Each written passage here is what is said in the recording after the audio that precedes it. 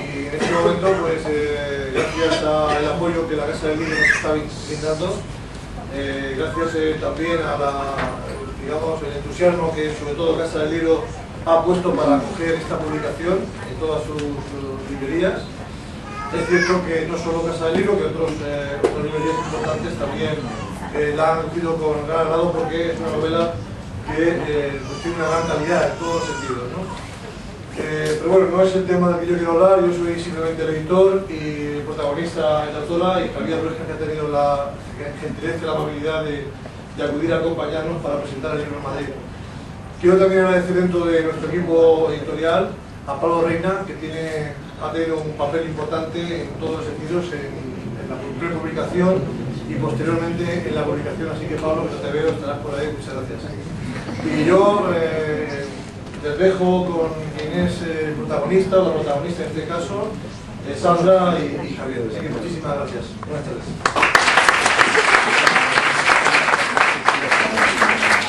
Hola a todos, buenas tardes. Yo voy a hablar muy brevemente para pasar la palabra a Sandra, que es quien nos va a tener que contar todas estas cosas que nos intrigan sobre la novela. Quiero decir que estoy muy agradecido por parte del Laberinto y también por Sandra, porque me llamasen y me dijesen: oye, ¿te apetece presentar El violín negro? Y dije: vale, no lo he leído, pero estoy seguro de que me va a gustar. Y eso es muy peligroso, porque si una novela luego no te gusta, te sientes fatal, estás engañando como a la autora, a vosotros, a los lectores, a todo el mundo. Y sin embargo cogí el libro y os lo prometo, en 2 días lo devoré. Lo devoré íntegro. Desde la primera página hasta la última no paraba de leer en los autobuses, en los trenes, en casa, por la noche. Así que tengo que agradecerle a Sandra y al Laberinto que esté aquí y que me hayan quitado algunas horas de sueño. Yo consideraba que sabía bastante sobre el fantasma de la ópera, había leído el libro, me encantaba el musical, había visto la película, lo había visto en Londres, pero todo el mundo se me cayó a los pies cuando conocí a Sandra y me di cuenta de lo que es de verdad conocer el fantasma de la ópera. Tiene una página web increíble que os recomiendo que visitéis, que se llama ladyghost.com. Ha tenido el privilegio de visitar los subterráneos de la ópera, ha estado en las catacumbas de París, lo que muy poca gente puede decir que ha hecho. Y de hecho se ve muy bien en el propio libro cuando Christelle y el resto de protagonistas pasean por allí, ¿no? Que lo describe de tal manera que es que dices: o esto lo ha vivido o ha visto un vídeo muy chulo en YouTube donde aparecen todo esto de las catacumbas. Y desde luego que se nota que ha estado ahí, que lo ha vivido y que le ha gustado mucho. Respecto al violín negro, poco puedo decir. Es una historia de amor, de intriga, de aventuras, de suspense, hay magia, hay fantasía. Yo creo que tiene de todo, y lo mejor es que puede aplicarse tanto a un lector joven como a un lector adulto. Hay partes en las que de verdad parece que estás escuchando la música, que están cantando, que están tocando con los violines. El final para mí fue increíble, se me pusieron los pelos de punta, de verdad que parecía que estaba escuchando la música, y ya te lo dije y te lo repito aquí. Y también decir que, para quienes no lo hayáis leído, la historia se desarrolla por 3 ramas diferentes. Está la historia de Christelle, que es la protagonista actual, una chica que toca el violín en París, que se encuentra con este violín negro tan misterioso. Está la historia de Gaston Leroux, que es el autor del original Fantasma de la ópera. Y luego, por otro lado, está la historia del propio violín y del fantasma, ¿no? Que a partir de una serie de documentos pues vamos descubriendo. Y ya le comentaba antes a Sandra también que no solo están estos personajes, es que el violín en sí es un personaje, y lo hace de tal manera que el lector está deseando continuamente saber dónde está el violín y qué ha pasado con él. Conocer la historia del violín tanto como la de los propios personajes, el pasado, el futuro, el presente. Quiere saber todo sobre el violín, igual que quiere saberlo todo sobre Christelle o sobre Kirill o sobre el resto de personajes. Hola, muy buenas tardes a todos. Bienvenidos a la presentación de esta mi primera novela. Muchísimas gracias a Javier Ruescas, que es un presentador estupendo y ha hecho una presentación de lujo. Gracias también a Editorial Laberinto, que me ha brindado la posibilidad de que este libro hoy sea una realidad. Sin su apoyo y sin su ayuda esto no sería posible. Y bueno, aunque algunos tal vez ya lo hayáis leído, sí que no me gustaría desvelar absolutamente nada de esta novela, pero sí me gustaría comenzar hablando de cómo surgió la idea de escribirla.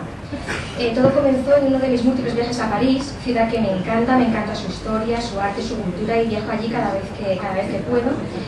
Y había quedado en estos viajes con una escritora norteamericana, una amiga norteamericana, Y ella sabía de mi pasión por el fantasma de la ópera, éramos dos amantes de esta historia, y quedamos en vernos en la ópera, lugar donde acontecen los sucesos de Gastón Leroux, la primera novela. Y su lugar es muy simbólico para las dos. Entramos, le enseñé todos los secretos arquitectónicos, la simbología, etc. Y me dijo que con todos mis conocimientos, ¿por qué no escribía mi propia novela? La verdad es que la idea me gustó y maduré la trama, maduré el guión hasta que me sentí preparada para hacerla y me decidí a plasmarla en papel. Ella sabía de mis conocimientos, puesto que he investigado muchísimo, como ahora os voy a comentar, y es que la primera novela de Gastón Leroux la leí cuando tenía 12 o 13 años, y es que a mí, como ha comentado Javier, me encanta la literatura clásica, sobre todo la francesa, como Victor Hugo, Alejandro Dumas, Paul Ceval, etc. Y Gastón Leroux cayó en mis manos. Desde un primer momento me encantó la historia, el amor trágico, ese amor no correspondido, la psicología del personaje, un ser marcado por una deformidad desde nacimiento que tiene que vivir oculto a la sociedad, a la belleza, a la luz, oculto a los subterráneos de la ópera, que además parece ser que él mismo ayudó a construir. Y también, en cuanto a la investigación, conocí hace unos años a una persona que considero muy amiga mía, que es una descendiente del propio Gastón Leroux, que es la bisnieta, se llama Véronique, y tiene un restaurante en la zona norte de París, que es en Montmartre, en el barrio de los artistas. Tiene un restaurante muy pequeñito, pero es precioso, con todo lleno de fotografías de su bisabuelo, con figuritas, libros, artículos, etc. Y en una de mis entrevistas para mi página web, lidegos.com, me afirmó que su bisabuelo parece ser que la historia había tomado con un tanto por ciento muy elevado de hechos reales. Sí que me gustaría hablaros de algo que aparece también en la novela y que es muy importante, y es una sociedad secreta a la que pertenecía realmente Gastón Leroux. Yo la he bautizado como Sociedad Hermes en relación al dios griego mensajero de los dioses, pero en realidad concretamente desconozco el nombre de esta sociedad, aunque sé que existe. Y lo sé porque un escritor y filósofo parisino se puso en contacto conmigo sabiendo que estaba haciendo esta novela y me comentó que Leroux pertenecía a esta sociedad, una sociedad que no es ningún tipo de secta o masonería, sino que es una sociedad literaria a la que pertenecían escritores de su época, que seguro que os sonarán, como Maurice Leblanc o Théophile Gautier, y era una sociedad en la que ellos escribían sus propios textos en un lenguaje codificado, que se llamaba el lenguaje de los pájaros. Seguro que si habéis leído El fantasma de la ópera en cualquier edición, os habréis percatado de que tiene algunos párrafos en cursiva, y no se sabe por qué, no es que sean especiales, pero sí que están escritos en ese lenguaje de los pájaros. Es un lenguaje metafórico, alegórico, que solamente los lectores que estén iniciados en esa alegoría o los propios escritores de esta hermandad podían descifrar. Y muchas de las pistas, por no decir la totalidad, que van a tener Cristel y Kiri, los protagonistas, van a estar escritas en este lenguaje de los pájaros, que tanto ellos como vosotros los lectores tendréis que ir desentrañando. Otro punto también puede ser real. Es uno de los protagonistas, quizás lo hayáis leído ya, que se llama Gilles, es amigo de la protagonista, de Cristel, con quien mantuvo una relación sentimental hace unos años. Y Gilles es lo que se llama un cata, o más bien un catáfilo, es decir, un amante de las catacumbas de París, de los subterráneos de París. Es un lugar absolutamente prohibido por el gobierno francés, pero los catas tienen sus propias medidas para bajar allá abajo, ya sea por alcantarillas o por zonas de metro abandonadas, y tienen sus propios mapas hechos por ellos mismos y se reúnen, para hablar de su historia, de lo esotérico del lugar, lo misterioso, etc. Este personaje, Gilles, es un personaje real, es un amigo mío, es un amigo cata, y me permitió utilizar su propio nombre y su propia personalidad, así que es un personaje muy socarrón, muy divertido, amigo de Cristel. Para finalizar, para que no hable mucho, me gustaría hablar del por qué hice esta novela. Y es que desde la publicación del Fantasma de la Ópera en 1910, es cierto que ha habido muchas versiones, tanto musicales como cinematográficas, pero todas ellas, yo creo que el lector, gracias a ellas, tiene una visión distorsionada de lo que es el Fantasma de la Ópera. Todos recordaréis seguro alguna película en que la roja ha nacido a la cara, cosa que es completamente falsa. El fantasma ya nació con esa deformidad importante en el rostro. O yo recuerdo en 1925, la primera película que se hizo, que decía que el fantasma de la ópera era un perturbado que se había escapado de una prisión, cosa completamente falsa también.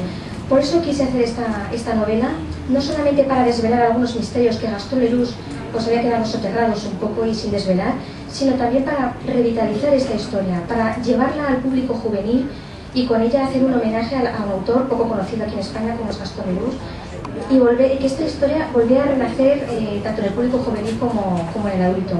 Nada, solo decir que los que la hayáis leído ya, espero que os haya gustado, y a los que no, pues realmente espero que disfrutéis con ella y que la leáis con la misma pasión con la que yo la escribí. No, es que aún no llegó aquí.